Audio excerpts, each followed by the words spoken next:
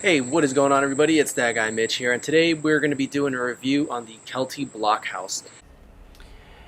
Alright, well, sorry to interrupt here. While I'm editing this video, I realized that the microphone was never connected. So if the audio sounds a little off, it's because the lavalier mic just was not working in this video, but luckily the camera was close enough where it caught some audio. So bear with me, I'm still learning how to use this camera. This is a new camera. This is the Canon EOS R, so it'll take me a few videos to really understand how to use this camera, so just bear with me, and let's get back to the video. Now, you may be wondering why I'm even reviewing this on this channel, and it's because, well, with the Jeep, we intend to go camping a lot more, and we did that this past weekend. Now, I purchased this Kelty Blockhouse with the intention of having, a little bit more privacy when it came to, doing your business of the bathroom, maybe taking a quick shower, changing, especially because there were some women on this trip. Just gives them a little bit more privacy being able to do it, somewhere away from bugs. Now, the reason why I'm doing this review is because, well, I figured outdoor gear is something that we will be using a lot on this channel, so let's go ahead and talk about the Kelty Blockhouse. Now, this is a very expensive privacy shelter. This is going to cost you right around that $100 mark, and what you get is not the greatest. So, sorry for the overexposure. It's really 11 o'clock in the morning. It's the worst time to be filming, but it's the only time I have right now. But let's just talk about it. So we're going to start with the assembly. Now, assembling it is pretty straightforward. It's not going to be like a typical pop-up where you can just toss it in the air and it extends and automatically just tents itself up. This is going to be definitely more of a tent style where you're going to have poles that click into place, and you're going to build it this way. Now, this is highly recommended to be built by two people, but you can build it by yourself, as I did. You're just going to have to do a little bit of the steps backwards. So what I did first was kind of put all the poles into the same block that's basically going to be at the top, and that's going to hold the entire structure together. Now, once you stake all four poles up there, it's going to be a little bit difficult to kind of get it on balance, but once you can kind of balance it, the first thing I do is I take the pop-up shelter and I hook it up to the very top loop. Now, what that does is it gives you a little bit of stability and kind of allows you to pull the tent outwards and kind of frame up your outhouse.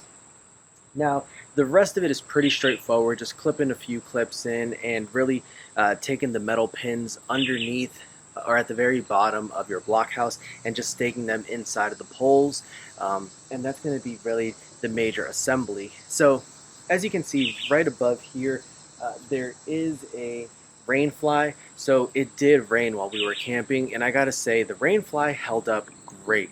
No water leaked through the ceiling. Everything else was dry up there. I can't say that this tent is waterproof because we'll get to that in a second, but moving down towards the window right here, the window is great for ventilation, especially if you're using this blockhouse to do some of your dirty business.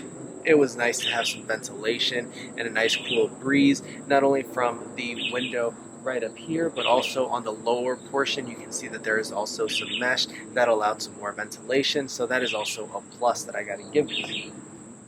Next, the door. The door is very accessible. You can open it and close it on the side. It's a one-way entry, so it's very convenient to have that, and it's super easy to use.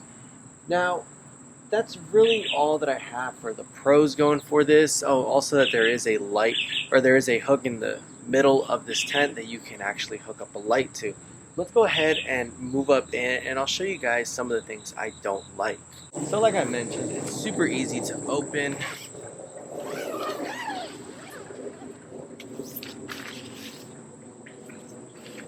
And you can see you have a nice opening right here to hop in and out.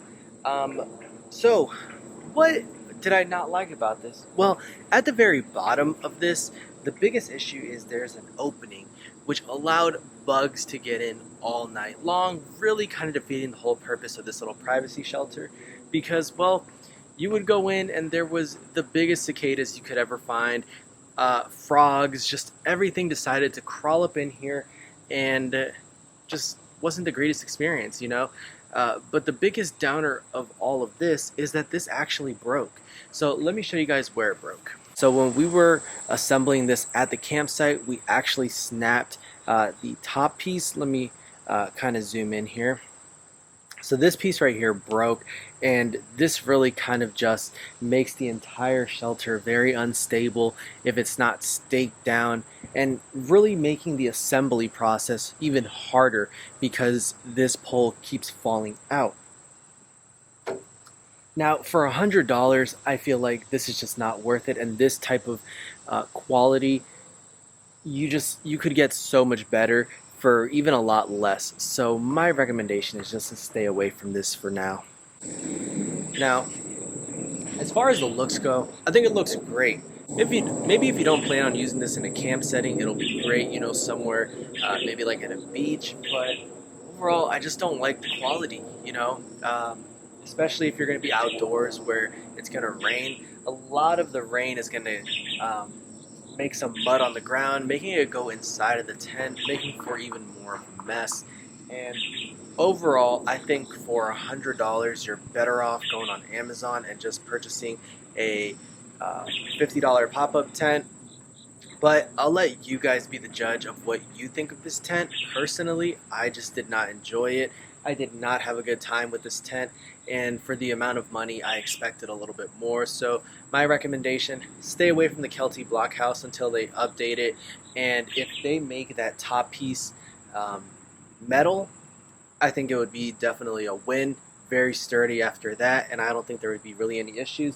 Maybe if they can fix right on the door that mesh so that it's completely sealed so that bugs don't get in at night, you know, I think that would also be a very great feature to add. Even if that prevents the door from opening all the way, I think that is worth having, you know. So if you guys have any questions about the Blockhouse, leave it in the comments below. And if you guys own it and you've had a better experience, also leave it in the comments below. Until next time, guys, thank you guys for watching, and I'll see you on the next one.